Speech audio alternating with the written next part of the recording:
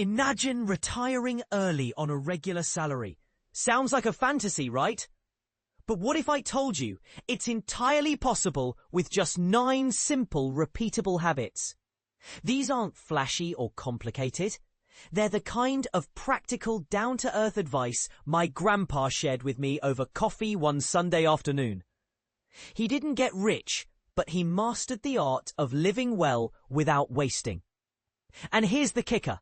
He believes if he'd known these habits earlier, he could have retired years sooner on the same paycheck. But here's where it gets controversial.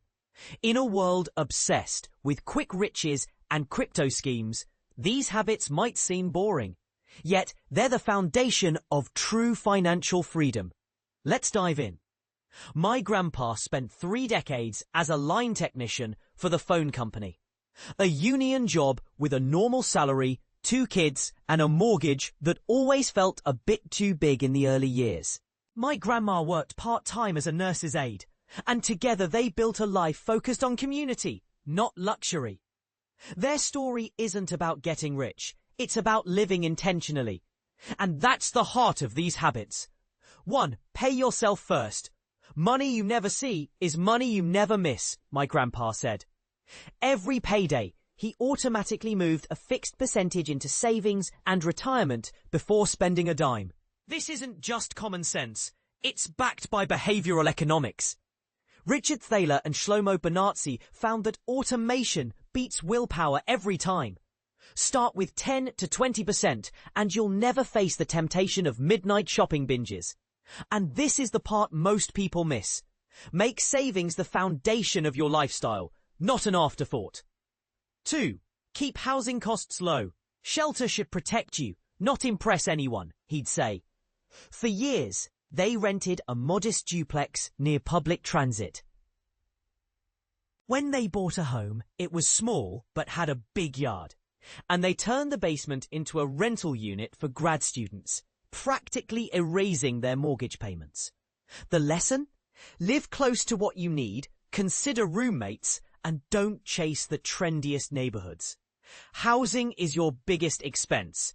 Get it right. 3. Drive cars into the ground. No leases, no upgrades, no shiny new dashboards. My grandpa bought reliable used cars, paid in cash when possible, and drove them until they were well loved. His secret? Basic maintenance and a $25 car envelope for receipts and notes. It's not glamorous, but it's effective. Here's a thought. Why do we prioritize new car smell over financial stability? 4. Cook like you mean it. Batch cooking was their game changer. Every Sunday, they'd prep 3 big meals, pack lunches, and turn leftovers into the plan. Not a compromise. Cooking at home isn't just cheaper. It's better for your health and your soul. A pot of lentils and roasted veggies can save you from emergency deliveries that drain your budget. But here's the controversial part. In a world of convenience, is cooking at home a radical act of self-care? 5. Track money weekly. What gets measured gets managed, Peter Drucker said, and my grandpa lived by it. Every Friday, he'd spend 10 minutes reviewing balances, bills, and spending. No spreadsheets, just a yellow legal pad.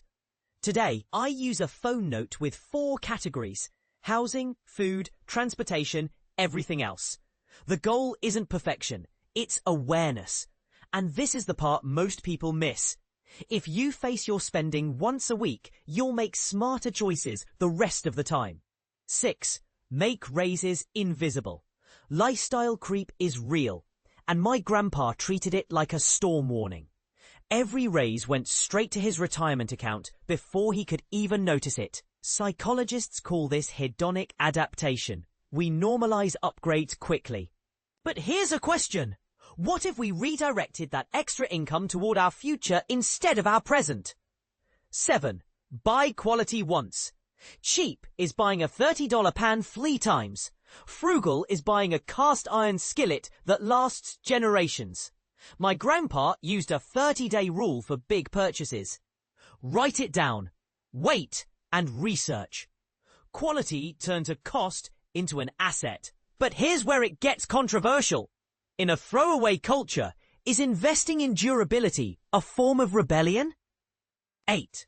Negotiate the boring bills.